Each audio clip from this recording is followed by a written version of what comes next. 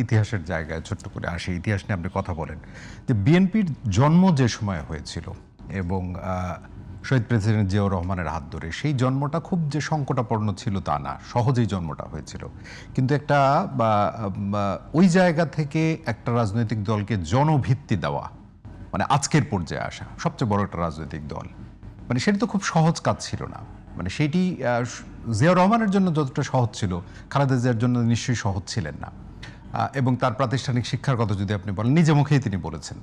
সেই জায়গা থেকে এই যে আলোচনাগুলো আমরা করি, সেটা কি শুধুমাত্র আবেগ বা রাজনৈতিক ব্যাখ্যা থেকে করি, না প্রকৃত অর্থেই 4 দশকের তার যে দীর্ঘ রাজনৈতিক জীবন, সেটির ভূমিকাটা আপনি কিভাবে দেখেন, শুধুমাত্র আবেগ বা রাজনীতির ব্যাখ্যার বাইরেতে গিয়ে যদি আমরা বলি?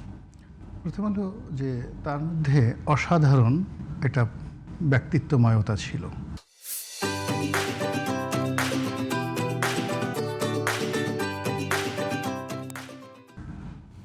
অনেক বড় বড় শিক্ষিত মানুষ প্রাতিষ্ঠানিক যারা শিক্ষায় শিক্ষিত ছিলেন, তো যখন তার সামনে যেতেন এক ধরনের শ্রদ্ধা, সম্ভ্রম এবং মনের মধ্যে এক ধরনের মর্যাদা তৈরি হয়ে যেত।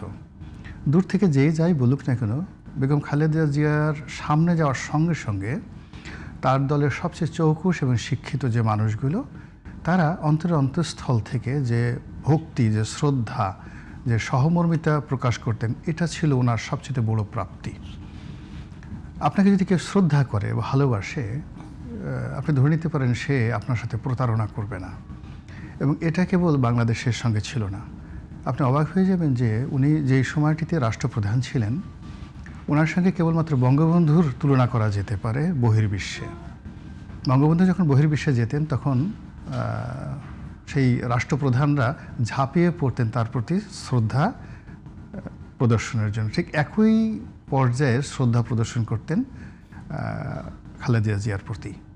আপনি ধরুন, উনি যখন 2011-12 সনে ভারতে গেলেন কংগ্রেস ক্ষমতায়, তো প্রধানমন্ত্রী, তিনি তো তখন বিরোধী দলীয় নেত্রী, প্রধানমন্ত্রী মনমোহন সিং প্রোটোকল জানানোর জন্য তিনি চলে এলেন এয়ারপোর্টে।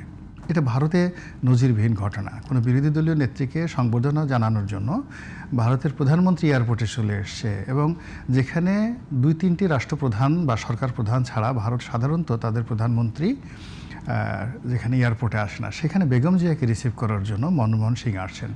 আপনি যদি ওই সময়টাতে মনমোহন সিংয়ের আই কন্ট্যাক্ট দেখেন, বডি ল্যাঙ্গুয়েজ দেখেন, তাহলে আপনি বুঝতে পারবেন যে সে আসলে বেগম জিয়ার মধ্যে পরিপূর্ণ একটি স্বাধীন সার্বভৌম বাংলাদেশের মানচিত্র দেখতে পেয়েছিল, এবং একটা পতাকা পথ করে উঠছিল।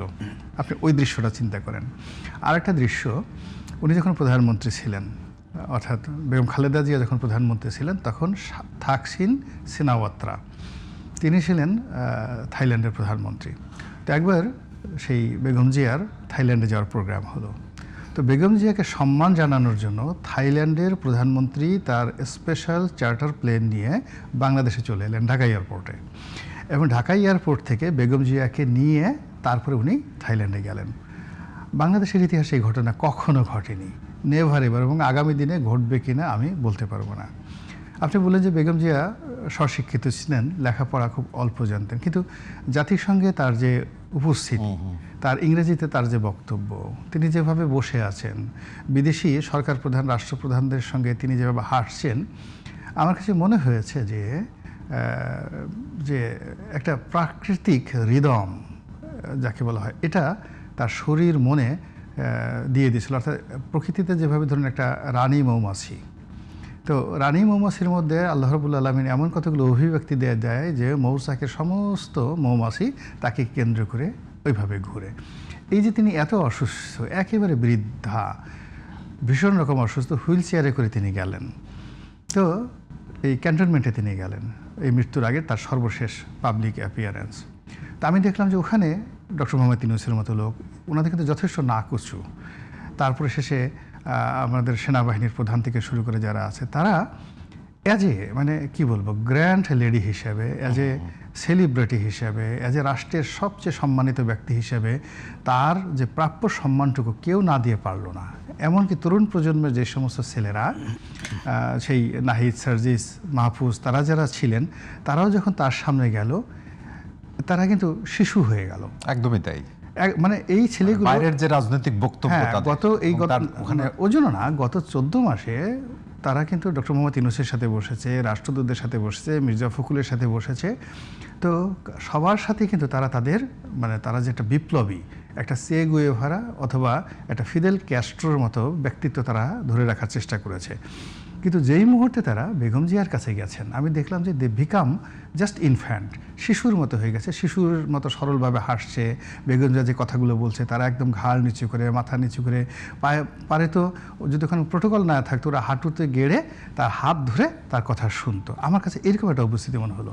তো এই যে তার ভিতরে যে কতগুলো ন্যাচারাল জিনিস ছিল নেতৃত্বের, ব্যক্তিত্বের, আপনি চিন্তা করুন যে আমাদের দেশে তার যে উচ্চতা, এই উচ্চতা বাংলাদেশে অ্যাভারেজ কোনো মহিলাদের উচ্চতা নয়। এটা ডিফারেন্ট। তাকে যে মানে আপনি সমাজে যখন একটা সিংহ আসে, একটা বাঘ আসে, আপনি তাকে দেখলেই মনে হবে যে বনের রাজা। তো অসংখ্য মহিলার মধ্যে, অসংখ্য পুরুষের মধ্যে আপনি যদি একজন বেগম জিয়াকে দাঁড় করিয়ে দেন, আপনার দেখলে অসংখ্য মানুষের আসলে রাজনৈতিক মঞ্চে ছোটবেলায়, কিশোর বয়সেও যারা দেখেছে তাদের অভিজ্ঞতা এরকমই, যে হাজার মানুষের মাঝখানে তাকে আলাদা করা যেত না। আমি আমার নিজের একটা বাস্তব অভিজ্ঞতা বলি।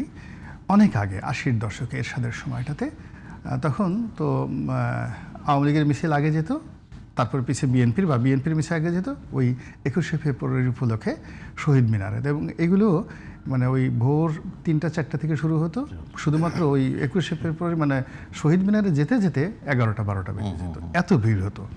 তা আমি ছাত্রলীগ করতাম, ছাত্রলীগের মিছিলের একেবারে পেছনে, আমাদের পেছনেই বিএনপির মিছিল এবং সামনে একদম বেগম জিয়া।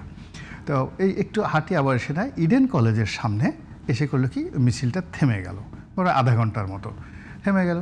তো উনি বোধহয় তখন থেকে ওনার একটু বাতে ব্যথা ছিল, কেউ বোধহয় তাকে ওই একটা চেয়ার এনে দিল, ওই কাঠের চেয়ার, উনি ওখানে একটু বসলেন।